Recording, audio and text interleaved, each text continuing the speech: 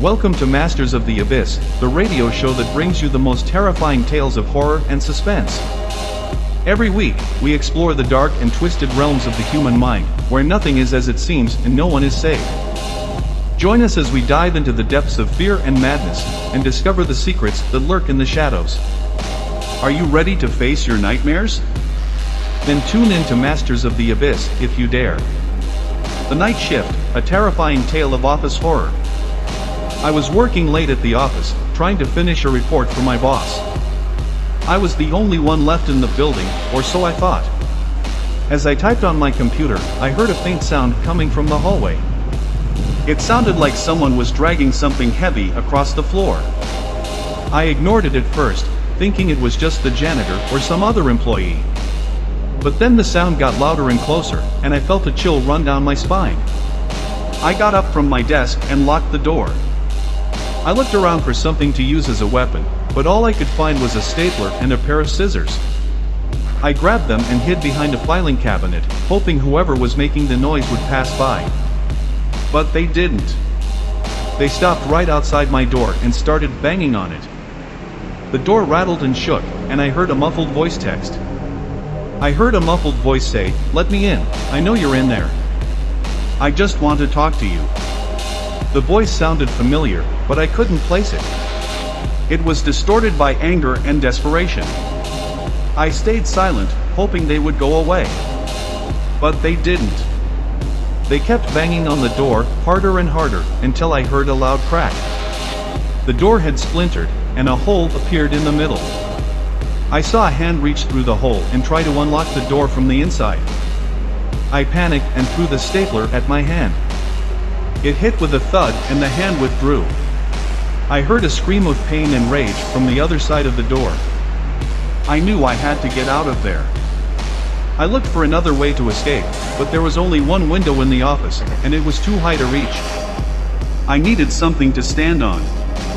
I pushed the filing cabinet towards the window, hoping it would be tall enough. As I did, I saw what was being dragged across the floor. It was a body. A bloody, lifeless body of one of my coworkers. I recognized her face. She was the receptionist who had greeted me when I came in. She had been stabbed multiple times in the chest and neck. I felt a surge of nausea and horror.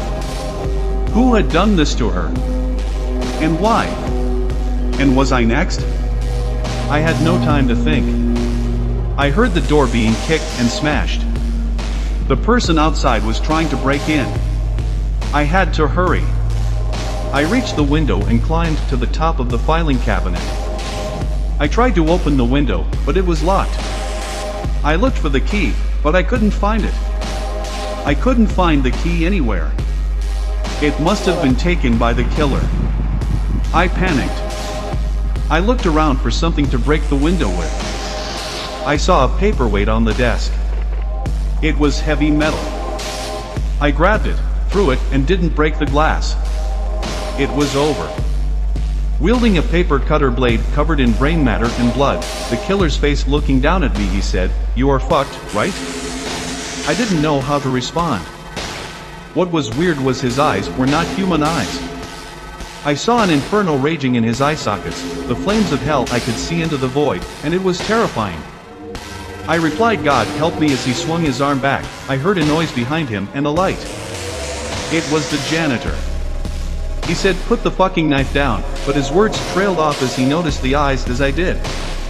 Not figurative flames, but literal flames of hell peered back at the janitor. He shrieked as the blade slid down his face, separating his head into two halves. With a panicked rage, I grabbed the paperweight and with all my strength brought it down on that bastard's head. With a crunch and a slew of blood, the man went limp. Nobody can ever explain to me why the man's eyes were how they were. When the police arrived, they said that I had suffered shock, and this was normal.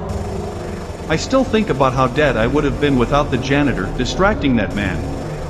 The press later found out that the man was a good Christian man, never committing any crimes in his life, and for some reason snapped. I believe he was possessed by a demon. No man, good or bad, has any say in things of that matter. Innocent souls sometimes are just as damned as wicked spirits. Welcome to Masters of the Abyss, the radio show that brings you the most terrifying tales of horror and suspense. Every week, we explore the dark and twisted realms of the human mind, where nothing is as it seems and no one is safe. Join us as we dive into the depths of fear and madness, and discover the secrets that lurk in the shadows. Are you ready to face your nightmares? Then tune in to Masters of the Abyss if you dare. The Eternal Nightmare. In this episode of The Eternal Nightmare, we follow the story of Alice, a young woman who volunteered for a scientific experiment that promised to cure her insomnia. However, she soon realizes that she has been tricked into a horrific ordeal. The scientists have implanted a device in her brain that forces her to experience terrifying nightmares every time she falls asleep. And there is no escape. The device is designed to keep her alive and prevent her from waking up. Alice is trapped in a cycle of endless horror, while the scientists monitor her reactions and collect data for their twisted research. Will Alice ever find a way out of this nightmare? Tune in and find out. She woke up in a dark room, surrounded by unfamiliar machines and wires. She felt a sharp pain in her head and tried to move, but realized she was strapped to a metal table. She heard a voice coming from a speaker above her. Hello, Subject 27. Welcome to the final stage of the experiment. You have been selected to participate in a groundbreaking study on the nature of fear and reality. We have implanted a device in your brain that allows us to manipulate your perception and create any scenario we want. You will experience various scenarios that will test your courage, sanity, and survival instincts. There is no escape, no help, no mercy. Only you and your worst nightmares. She screamed and begged for them to stop, but the voice ignored her. She heard a click and the room faded away. She found herself in a forest at night, with a full moon shining above.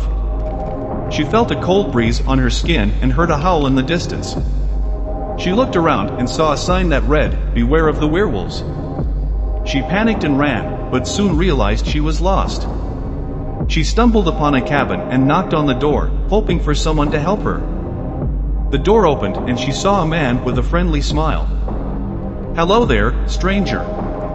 What are you doing out here at this hour? Come in, come in. I have some hot soup and bread for you." She felt relieved and entered the cabin, thanking him for his kindness. He closed the door behind her and locked it. He turned to her and his smile turned into a grin. "I'm glad you came.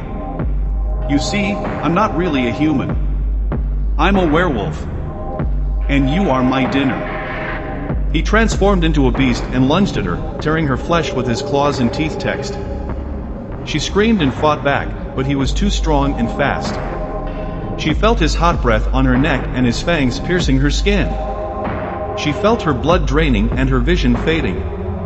She thought of her family and friends, and wondered if they would ever know what happened to her.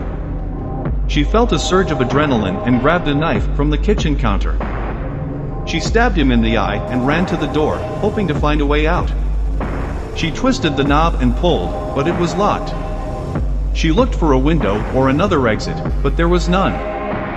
Then she woke up. The experiment was over. The doctors said they had a new test for her and were going to put her in another dream. She felt a surge of panic and tried to resist, but they held her down and injected her with a sedative. She felt herself drifting into unconsciousness, wondering what kind of nightmare they had prepared for her this time. She had no choice but to comply with their demands. They said it was for the greater good, that they were studying the effects of dreams on the human mind. But she knew they were lying. They were torturing her for their own twisted purposes, and she had no way out. You have been listening to The Masters of the Abyss, a horror radio show that explores the darkest and most terrifying corners of the human psyche. We hope you enjoyed our stories of madness, murder, and mayhem, and that you will join us again next week for more spine-chilling tales. Until then, remember, there is no escape from the abyss. Good night, and sweet dreams.